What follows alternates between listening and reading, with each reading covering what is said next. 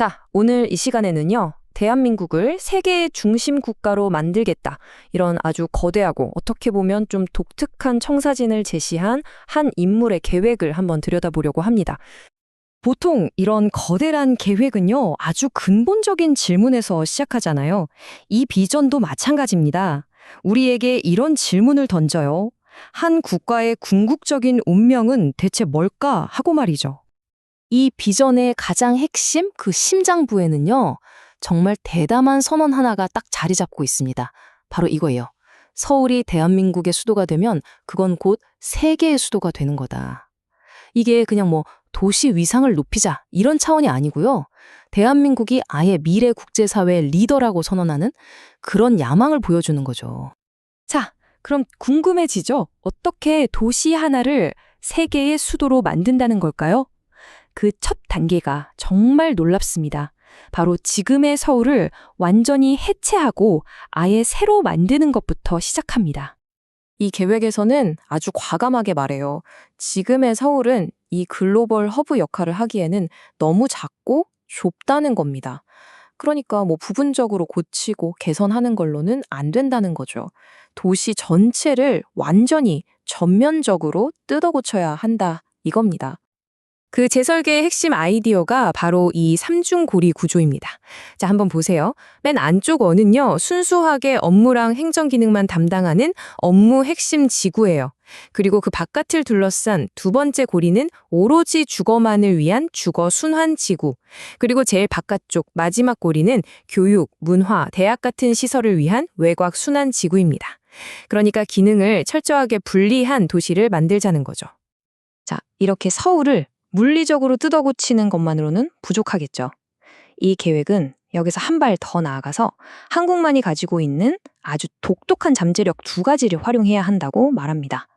그게 뭐냐면 바로 우리 언어 그리고 고대 과학의 힘입니다. 첫 번째 힘부터가 정말 놀랍습니다. 뭐냐면 한국어 자체에 병을 고치는 힘이 있다는 주장이에요. 이 차트 좀 보세요. 그냥 한국어를 배우기만 해도 그 사람이 가진 질병의 70%까지 나을 수 있다는 겁니다. 정말 대단한 이야기죠? 그러니까 이런 관점에서 보면 한국어는 그냥 말하고 쓰는 그런 의사소통 수단이 아닌 거죠. 이건 하늘이 내린 보물이고 전 인류를 더 행복하게 만들어줄 아주 심오한 도구라는 겁니다. 자, 그리고 두 번째 힘은 과학에 대한 이야기입니다. 지금 우리가 아는 그런 현대과학 말고요.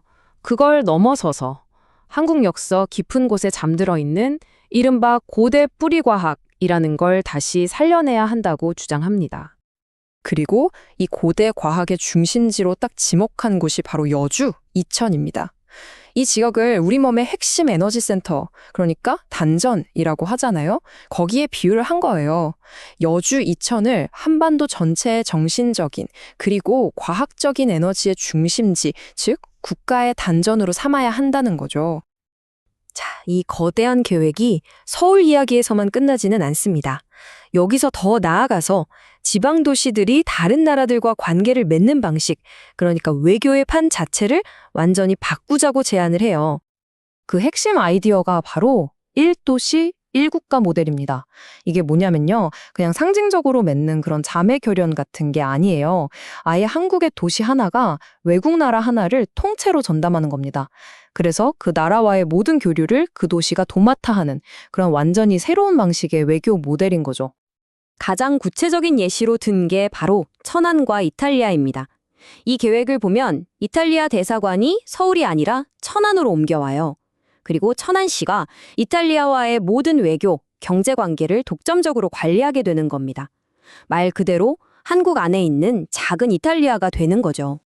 그런데 이 미래 청사진은요, 땅 위에서만 이루어지는 게 아닙니다.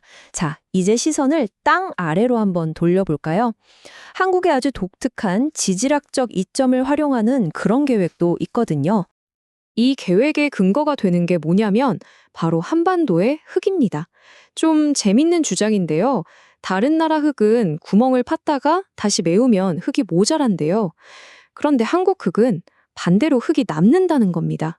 그만큼 밀도가 높아서 집안이 엄청나게 단단하고 안정적이라는 거죠. 바로 이 독특한 지질학적 특징, 이것 때문에 결론이 이렇게 나는 겁니다.